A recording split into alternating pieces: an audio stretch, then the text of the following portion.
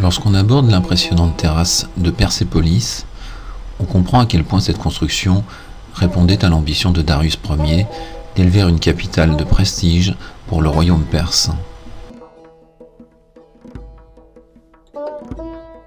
Comme aujourd'hui, le visiteur pénétrait dans Persépolis par un escalier monumental qui conduisait à la Porte des Nations.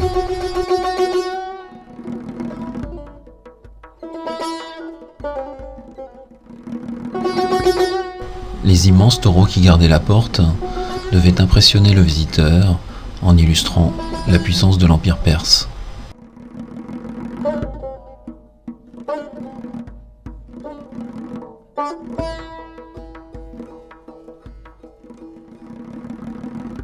La Porte des Nations conduisait à une salle à colonnes qui s'ouvrait vers les principaux palais de Persépolis.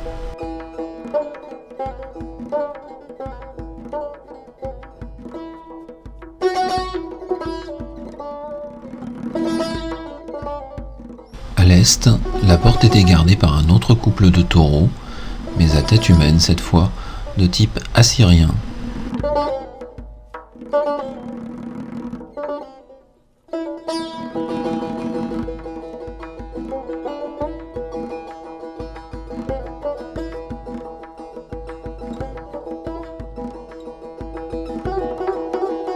Sur cette colonnade, des griffons adossés ornent un chapiteau. À l'entrée nord de la salle aux 100 colonnes, une porte monumentale est restée inachevée.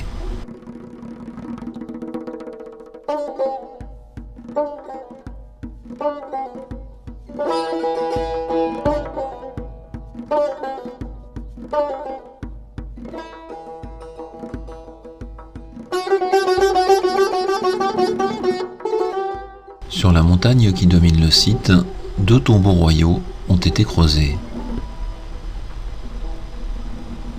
De là, on découvre la vaste terrasse de Persépolis, longue de 450 mètres et large de 300. Autrefois, elle était protégée par un mur d'enceinte fortifié.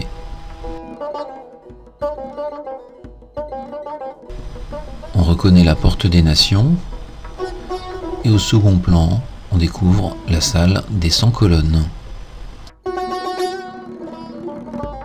Avec ses 4900 mètres carrés, la salle aux 100 colonnes était la plus vaste salle de réception de Persépolis. S'il ne reste que la base des colonnes de pierre, les seuils de la salle aux 100 colonnes ont conservé de beaux bas-reliefs représentant le trône impérial gardé par des soldats perses et mèdes.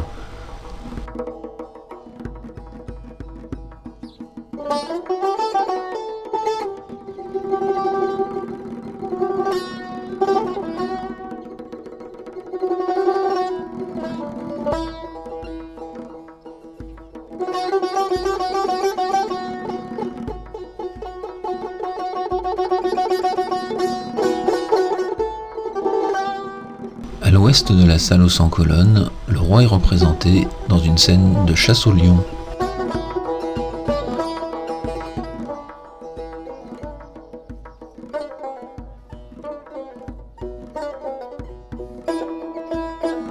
Sur le seuil situé à l'est, le souverain achéménide triomphe d'Ahriman, l'esprit des ténèbres.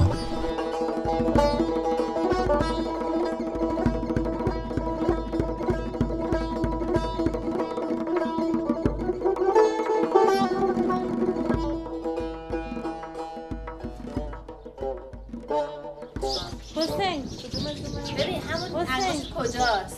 جورش یه حلقه است، انگشت سبابه است. جورش یه حلقه است. Au sud de la salle aux 100 colonnes, les représentants des 28 peuples de l'Empire perse soutiennent le trône du souverain.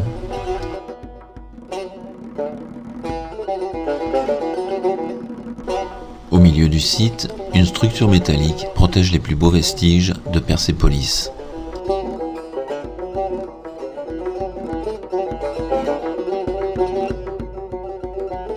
Sur l'escalier du tripylon, On reconnaît la célèbre scène du lion attaquant le taureau, un motif qui se répète inlassablement sur les murs de la capitale achéménide.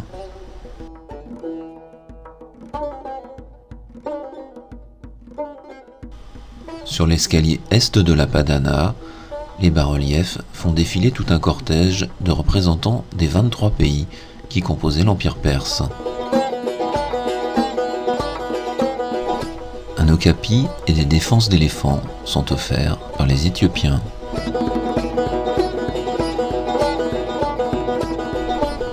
À chaque fête de Nouvel An se reproduisait la longue procession des nations vassales qui apportaient ses présents au souverain achéménide. Chacun des groupes est guidé par la main par un Perse ou un Mède. L'émissaire de la Thrace conduit un cheval. Le chameau vient de Bactriane.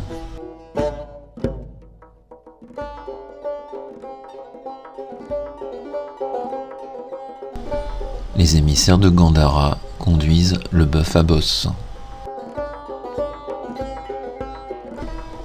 Venus d'Ioni, près de la mer Égée, ces émissaires apportent coupes et tissus.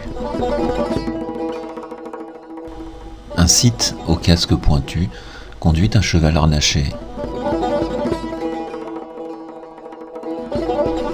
Deux béliers viennent de la Cilicie, au sud-est de l'Asie mineure.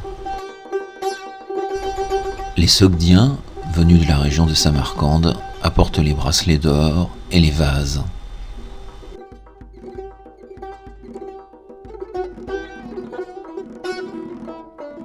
Les envoyés d'Arménie offrent ce beau vase et un cheval.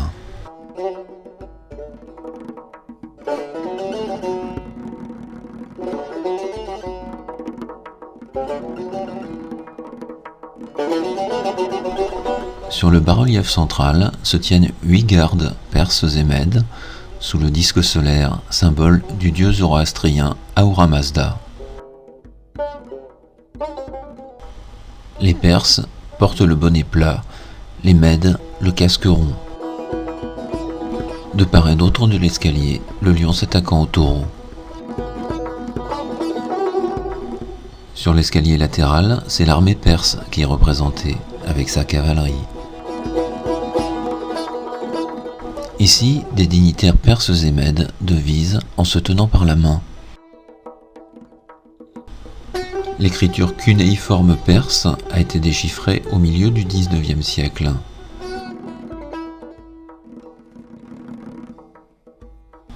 Les rampes de l'escalier monumental permettaient d'accéder au socle surélevé de l'Apadana, la salle d'audience de Darius. Dans une immense salle carrée de 75 mètres de côté se dressaient 6 rangées de 6 colonnes, cannelées à la mode ionienne. Elles étaient ornées de chapiteaux, à l'effigie de taureaux et de lions, et supportaient une toiture de bois.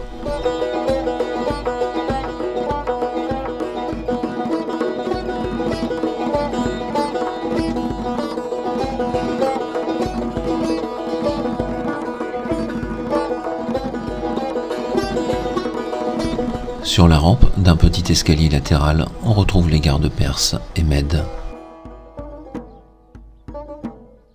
Au sud de la Padana se dressait le Tadchara, le palais privé de Darius.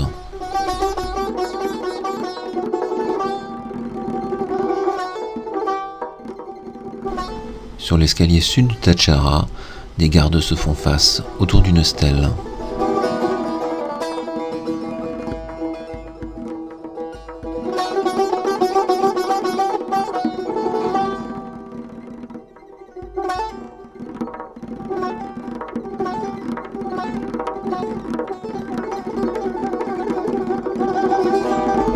La rampe de l'escalier est ornée d'une procession de personnages apportant des offrandes. Chèvres sauvages, gazelles, récipients remplis d'objets précieux.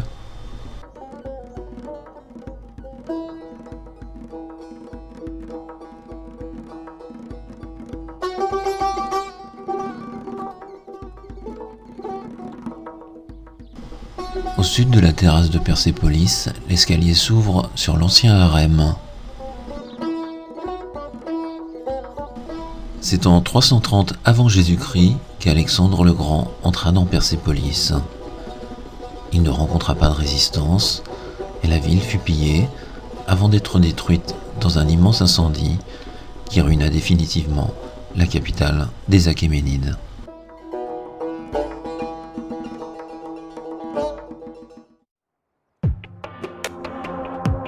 C'est à 7 km au nord de Persépolis que les principaux rois achéménides firent construire leur nécropole sur la montagne de Naksh-Erostam. Si l'attribution des sépultures est incertaine, seul le tombeau de Darius Ier, que l'on voit ici, a été identifié avec certitude par ses inscriptions. Au pied des tombeaux, les rois sassanides firent graver, près de 7 siècles plus tard, des bas-reliefs témoignant de leur volonté de s'inscrire dans la lignée des grands rois achéménides. Ce bas-relief commémore la victoire de l'empereur sassanide Shapur Ier sur les Romains au IIIe siècle.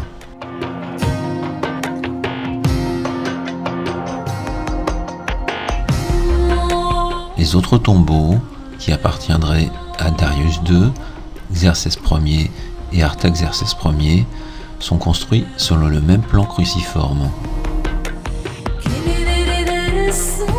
Au sommet sont figurés les peuples de l'Empire qui supportent l'estrade royale. Au-dessus du roi, le symbole d'Ahura Mazda.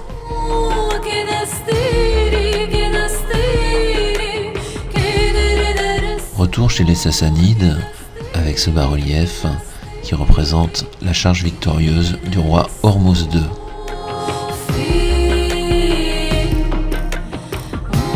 Sur ce bas-relief, le roi sassanide Narsé est investi par Anaïta, la déesse des eaux. Sur cet autre bas-relief, c'est le dieu Ahura Mazda lui-même, figuré sur la droite, qui remet sa couronne à Ardeshir Ier, qui régna sur la Perse sassanide au IIIe siècle. Bien des siècles après les Sassanides, le dernier Shah d'Iran les imita en célébrant en grande pompe à Persépolis le 2500e anniversaire de l'Empire perse. Sa tentative de redonner à son trône défaillant un peu de la gloire des Achéménides échoua en 1979 avec la fondation de la République islamique. Nous revenons dans l'Iran contemporain, dans la ville des roses, des poètes et des jardins, à Shiraz. Le Bagh-e-Ehram est un des jardins les plus fréquentés de la ville. Son pavillon Qadjar, construit au XIXe siècle, sert de motif aux étudiants de l'Université des Beaux-Arts.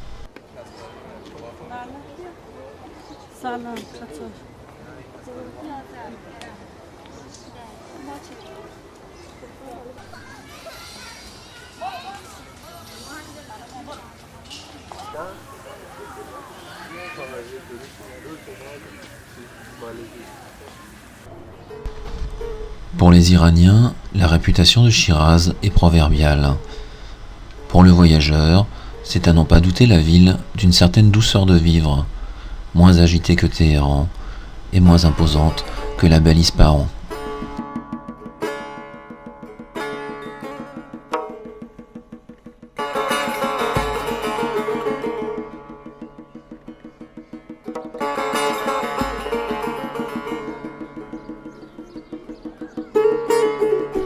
Dans un coin du jardin, le yoga fait des adeptes. Dans le bazar Vakil, les femmes peuvent acheter les tchadors, mais aussi les tenues moins sévères qu'elles porteront chez elles ou dans des soirées organisées discrètement entre amis, à l'abri des religieux.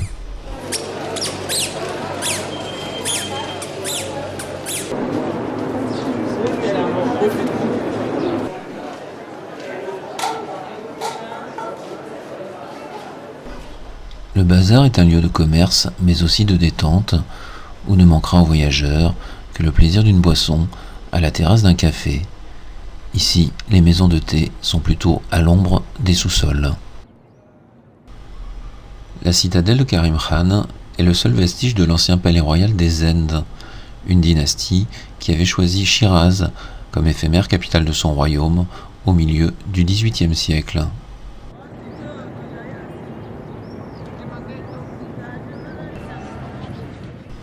Au-delà de ce portail, les non-musulmans ne sont pas admis.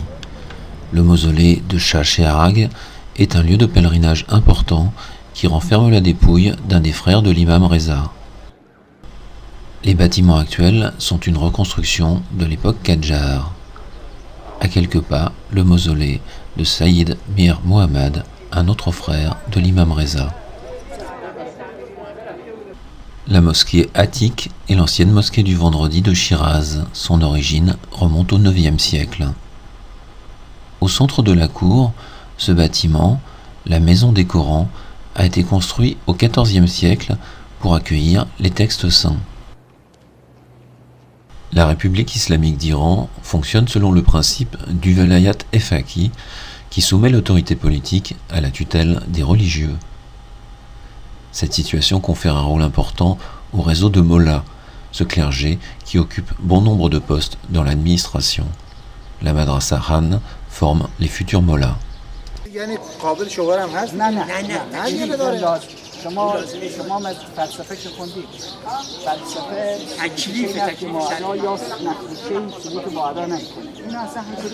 Dans cette madrasa seront peut-être formés de futurs ayatollahs, les plus érudits des religieux chiites.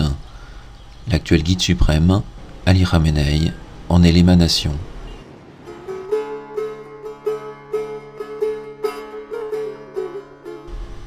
La mosquée Nasir al-Mulk de Shiraz a été construite sous les Qadjars en 1883.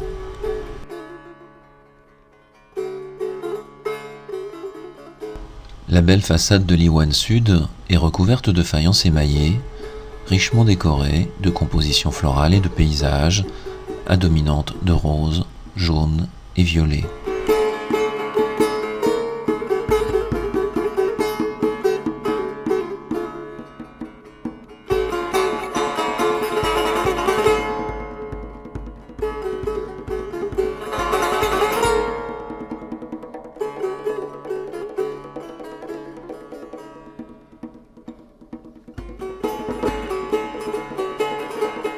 Autour de l'Iwan, des tourelles remplacent les minarets.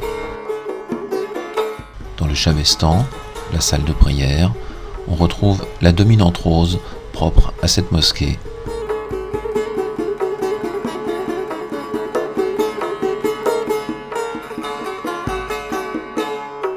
Comme la mosquée rose, le Naranjestan a été construit à la fin du XIXe siècle sous les Qadjars. Son fronton est décoré du lion arborant un sabre, un emblème que les Pahlavis adopteront comme symbole de leur royauté. Dans ce qui était le pavillon d'accueil de la résidence du gouverneur de la province, la décoration intérieure reflète le goût plutôt chargé des Qadjars, avec son étonnante mosaïque de miroirs et ses vitraux colorés.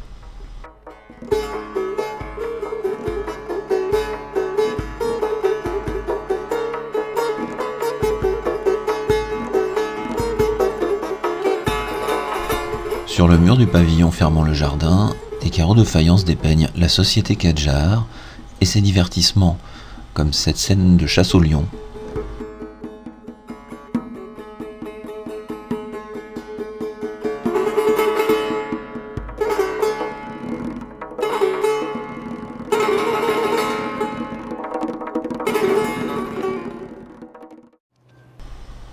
L'imamzadeh Ali ibn Hamzeh est un lieu de pèlerinage chiite. Ce mausolée, dont la fondation remonte au Xe siècle, abrite la tombe du neveu du 7e imam. Le mausolée est bien sûr un lieu de recueillement où l'on prie, mais c'est aussi un endroit de calme et de repos.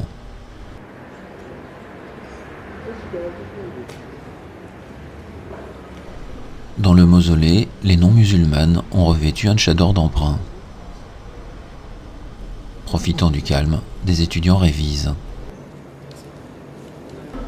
De part et d'autre du tombeau, les portraits de Khomeini et Khamenei qui se sont succédés en tant que guide suprême.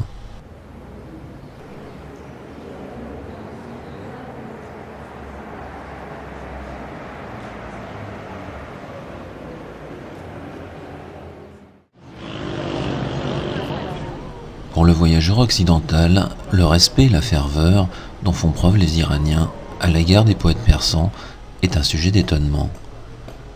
Ce pavillon, construit en 1935, protège la pierre tombale du grand poète lyrique du XIVe siècle, Hafez.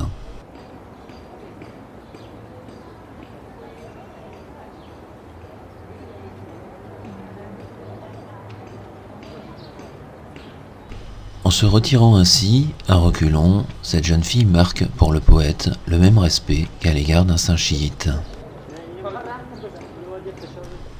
La tombe gravée de poèmes est effleurée avec respect du bout des doigts. Parfois, un visiteur récite quelques vers d'Hafez, extraits de son œuvre majeure, le Diwan. Ces poèmes mystiques traitent d'amour et de vin et s'ouvrent à de multiples interprétations entre divin et charnel. En Iran comme partout ailleurs, on confie les souvenirs au téléphone portable. Et on peut parfois croiser un bel exemple de dandy, au look savamment étudié.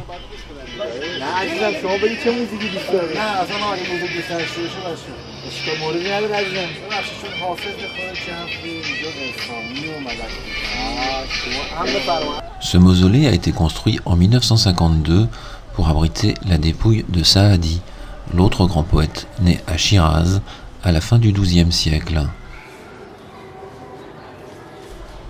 Saadi était le maître du ghazal, une forme de poème exaltant l'amour, physique et mystique, dans des termes simples et expressifs.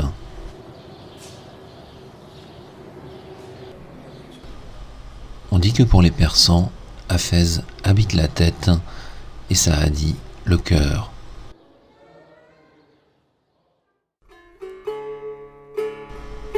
Les jardins de Shiraz continuent de faire la réputation de la ville, lieu de calme et de détente.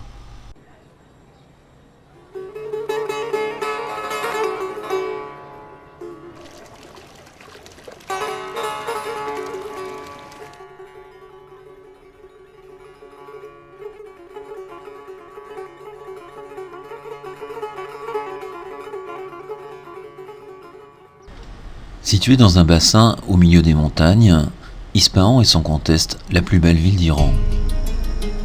Elle doit sa renommée au roi safavide Shah Abbas Ier, qui décida en 1598 de faire de cette oasis sa capitale.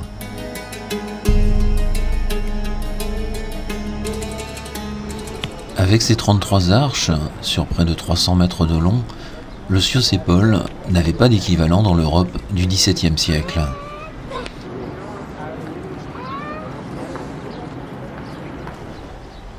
Le Ciosépol enjambe la Zayanderud, la rivière qui traverse la ville d'Ispahan.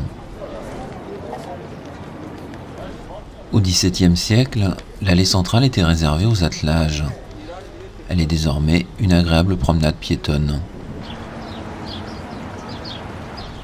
Il y a quelques années, les berges de la rivière ont été aménagées en jardin, lieu de promenade et de pique-nique pour les Ispahanis. Cette fresque exalte les vertus de la prière pour conforter ceux qui sont dans la détresse. Dans le quartier du Bazar, le mausolée de Haroun Velayat est demeuré un lieu de pèlerinage, même si aujourd'hui on ignore tout du personnage pour qui ce tombeau avait été bâti en 1513. Au portail d'origine, on a ajouté des fresques récentes à l'effigie de chefs religieux, dont les guides suprêmes Khomeini et son successeur Khamenei. Le vestibule du mausolée est orné de fresques de l'époque Qadjar. Elle présente l'imam Ali et, beaucoup plus rare, le prophète Mahomet lui-même, le visage dissimulé par un voile.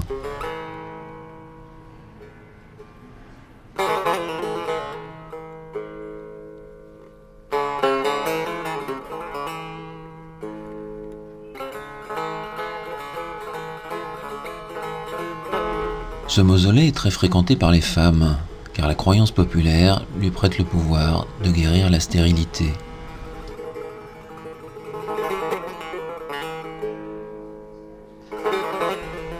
Au dehors, les rues sont encore animées par les anciens métiers, comme cette boutique de forgeron.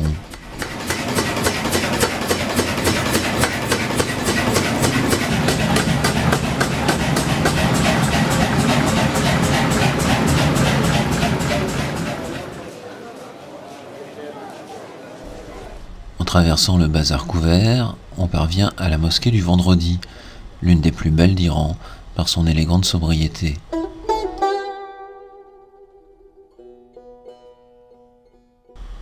Au centre de la cour, le bassin aux ablutions. De part et d'autre, les 4 iwans sont reliés par des façades à double arcade, décorées de mosaïques du XVe siècle.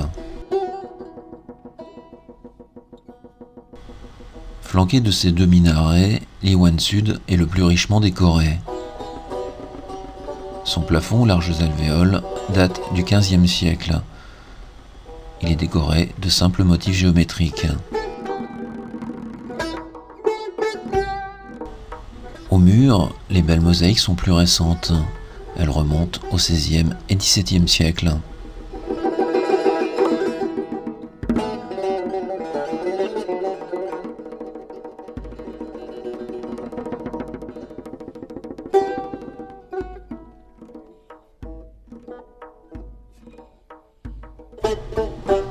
Passé l'iwan sud, on entre dans une vaste salle à coupole qui a conservé un mihrab émaillé safavide.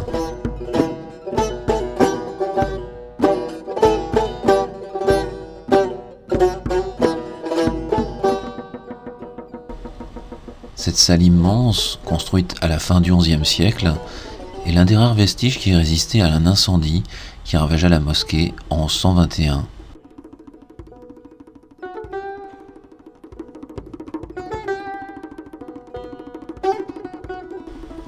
La construction de la mosquée recouvre 10 siècles d'architecture, dont témoigne la variété de ses salles à piliers de briques.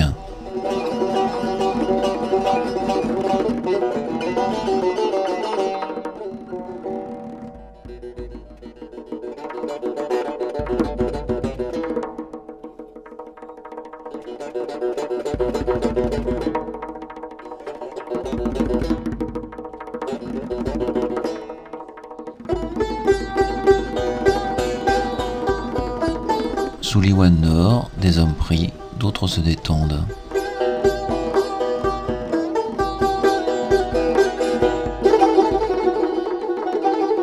En traversant les salles de l'iwan nord, aux savantes coupoles de briques, on parvient à l'entrée du Gombad Erraki, une salle construite en 1088.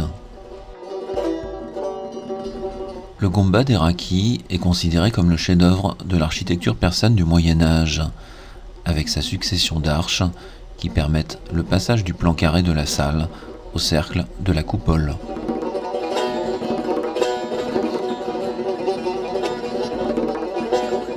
La décoration de briques fait cohabiter la calligraphie persane et diverses formes de croix.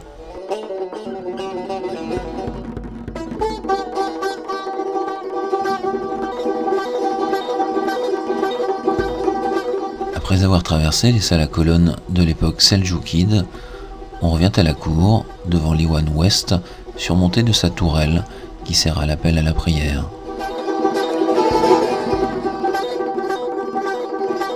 Entouré de 2 minbars anciens, le mihrab d'Oljaitu Rodabende est un chef-d'œuvre de calligraphie en stuc ciselé en 1310.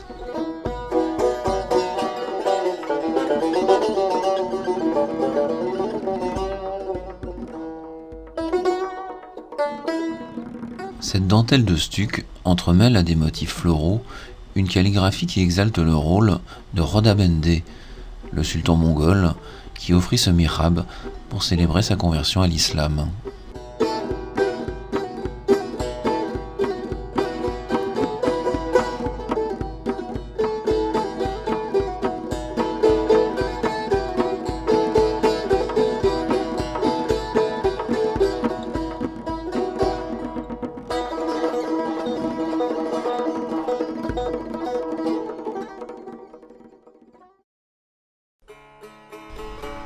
C'est le début de matinée à l'hôtel Abbassi, notre résidence à Ispahan, située dans un ancien caravansérail safavide.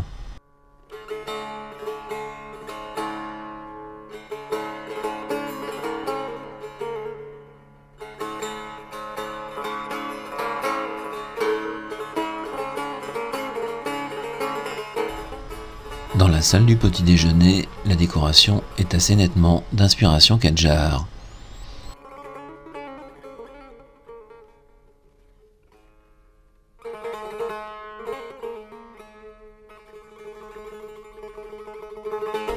Nous retrouvons les berges de la Jayenderoud, où le superbe pont de Khadjou enjambe la rivière de ses 24 arches. Au XVIIe siècle, l'allée centrale était réservée aux attelages. Les piétons empruntaient les passages latéraux.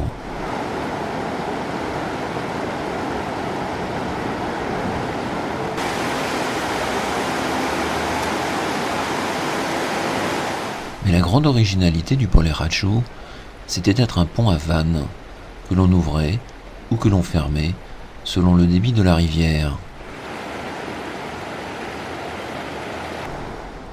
Ainsi, malgré le climat désertique d'Ispahan, ce pont permit dès 1650 de réguler le débit de la rivière, de constituer des réserves d'eau et d'irriguer les jardins.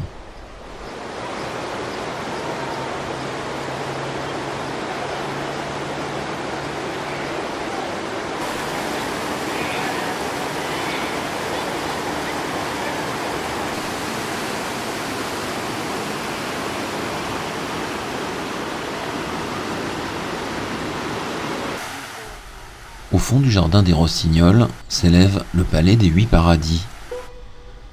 Ce pavillon d'agrément avait été construit par Shah Souleyman à la fin du XVIIe siècle. Il fut ensuite remanié sous les Kadjars, puis rénové par les Pahlavis.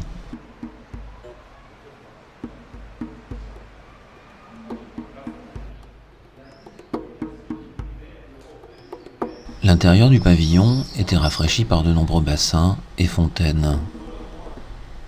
Son plan octogonal l'ouvrait de tous côtés sur les jardins.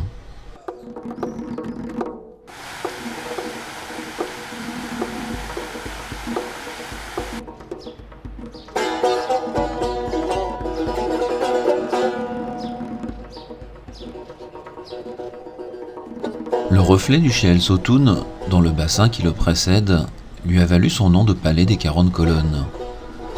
L'eau miroite en effet les 20 piliers de platane de son portique.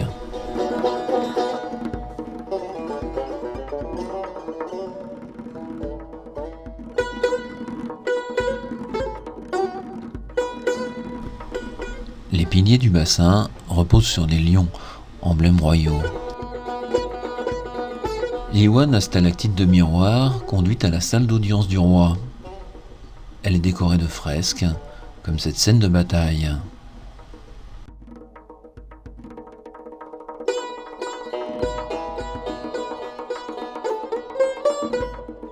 Sur cet autre mur est représenté l'accueil d'un souverain étranger par le roi. Des peintures plus petites rappellent par leur thème et leur style la miniature persane.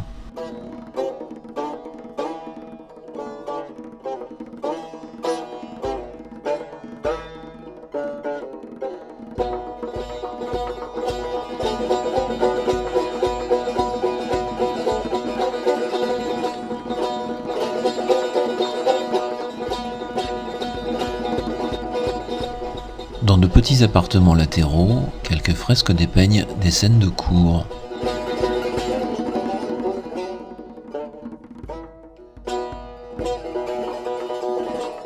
On y voit aussi des parties de campagne, où des personnages peu vêtus se prélassent au bord de l'eau, et des scènes de danse qui témoignent d'un art de vivre bien éloigné de l'image d'austérité de l'Iran d'aujourd'hui.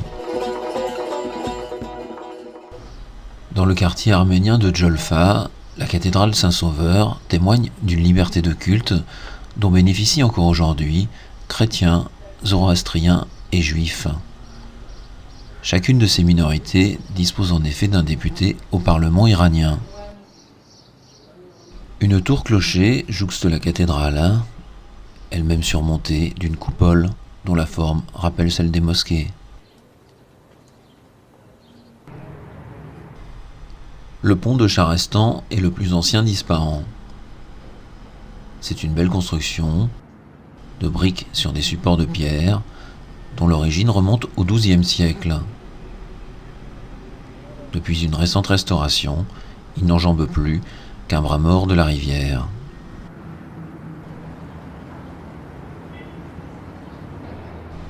À l'entrée du pont, une tour abritait l'octroi.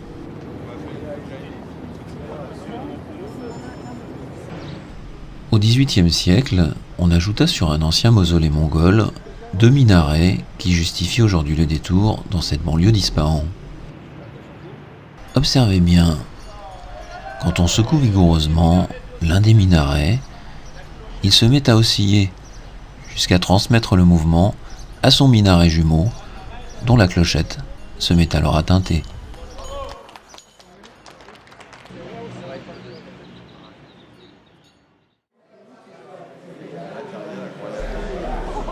Ce soir-là, nous avions rendez-vous dans la Chourkaneh avec des hommes forts.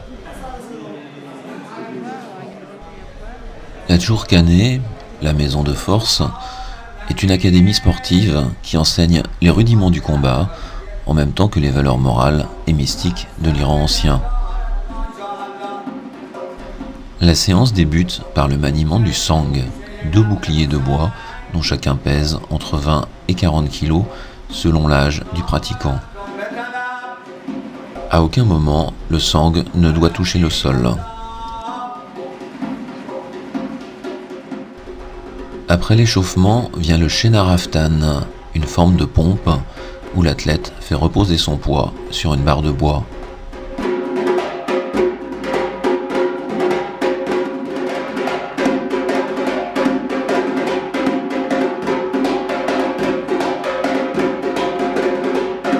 Vient ensuite le Sharksadan, au cours duquel chaque palavan tourne sur lui-même à la manière des derviches tourneurs.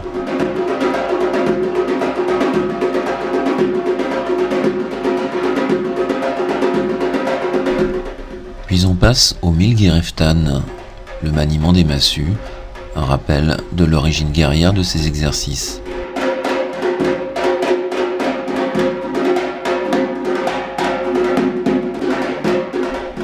De sa chair, qui surplombe la fosse, le Morshed préside le déroulement du rituel. Il conduit les changements de rythme.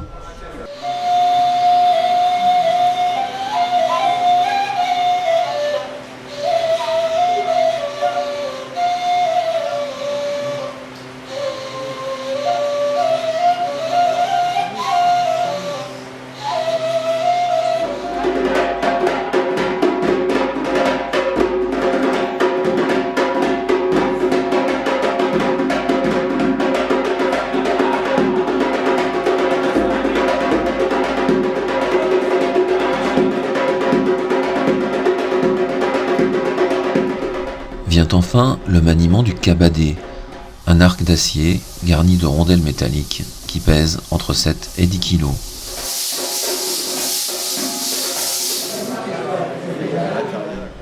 C'est sur un dernier salut des Palavans que nous quitterons la Chourkaneh.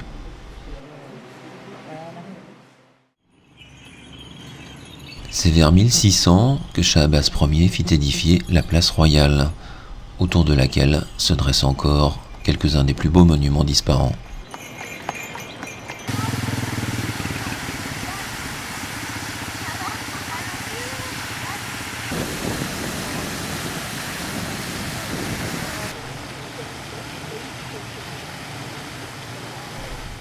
Le palais d'Ali Kapou était en fait l'entrée monumentale qui donnait accès aux palais royaux situés dans le parc voisin. Du haut du Talar, on mesure la dimension exceptionnelle de la place royale, sur laquelle étaient célébrées les fêtes et donnaient de grands tournois de polo. La coupole de la mosquée du Cheikh Lotfollah est un chef-d'œuvre de la faïence émaillée persane.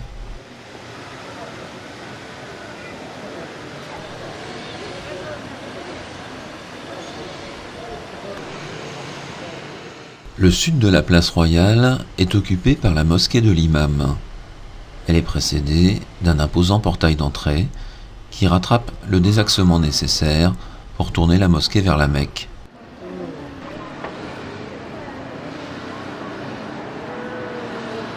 Du palais d'Ali Kapou, on aperçoit les montagnes qui entourent Ispahan.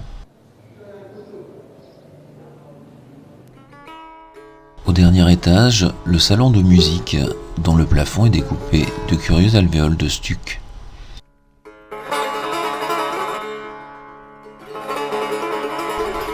Ce foisonnement de niches n'était pas que décoratif.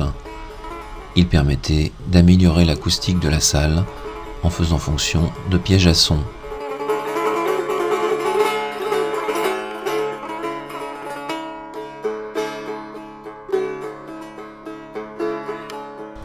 Nous quittons le palais d'Ali Kapou pour la mosquée de l'Imam.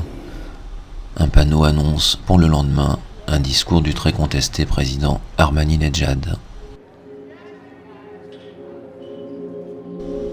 Le portail d'entrée de la mosquée de l'Imam est un des plus beaux d'Iran, avec sa demi-coupole recouverte d'une cascade de stalactites.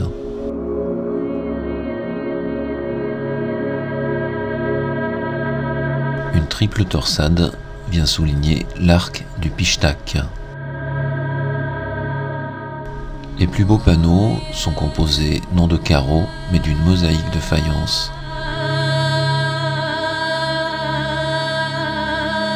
C'est par un couloir coudé que l'on parvient devant la cour aux 4 Iwan.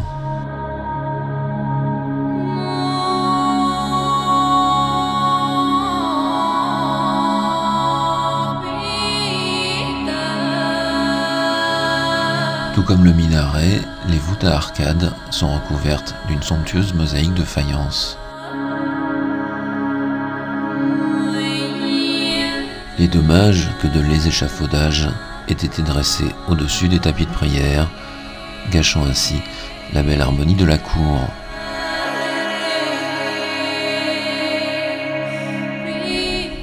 L'Iwan Sud est le plus impressionnant, avec ses 2 minarets bleu turquoise, tout comme la coupole de la salle de prière.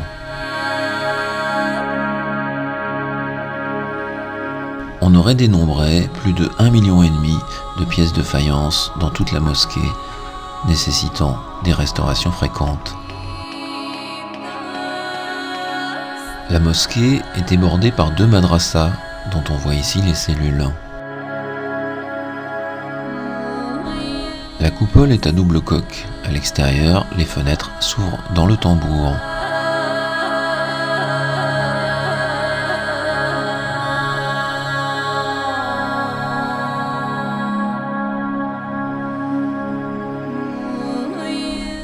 L'Iwan Ouest est surmonté de la petite tour destinée à l'appel à la prière.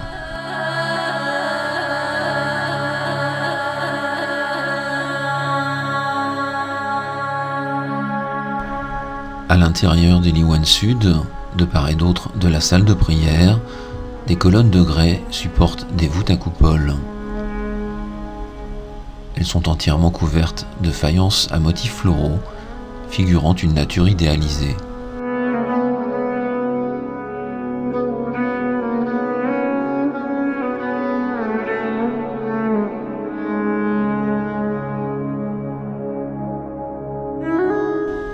Dans la salle de prière, un renfoncement loge le mihrab. Le minbar est un simple escalier d'albâtre. Au sommet de la coupole, un soleil irradie.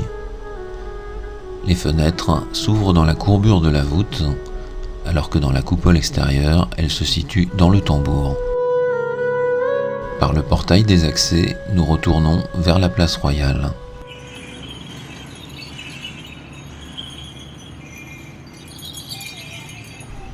La mosquée du cheikh Claude Follah n'a ni cour ni minaret. Shah Abbas Ier la fit en effet construire en 1619 pour son usage privé et celui de sa famille. Une fois franchi le portail à stalactites, on emprunte un beau couloir coudé, sombre, qui conduit à la superbe salle de prière. Le mur orienté vers la Mecque La Qibla porte le mihrab, orné d'un bandeau composé par le célèbre calligraphe du règne de Shah Abbas, Ali Reza Abbasi. Le mihrab est composé d'une mosaïque de faïence. Les torsettes turquoises conduisent le regard vers la pointe des arcs, d'où s'élève le somptueux dôme, simplement éclairé par une couronne de fenêtres.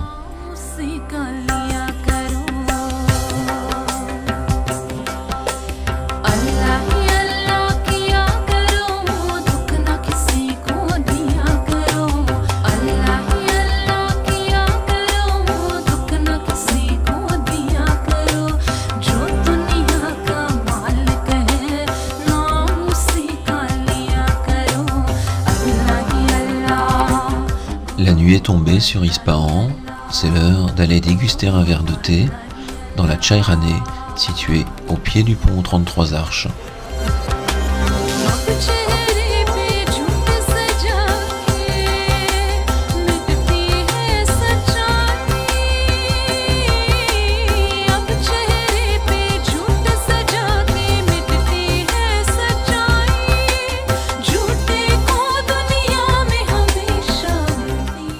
Au terme de ce voyage en Iran, je retiendrai tout autant la beauté des sites traversés que l'accueil chaleureux des Iraniens et leur réelle proximité avec notre culture, bien loin de l'image qu'on nous donne trop souvent de ce pays.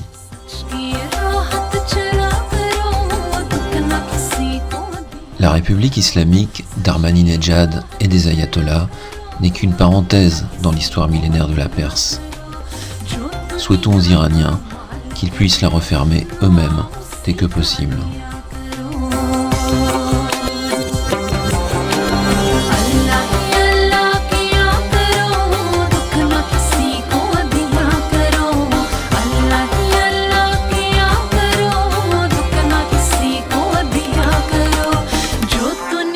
का मालिक है नाम उसी का लिया।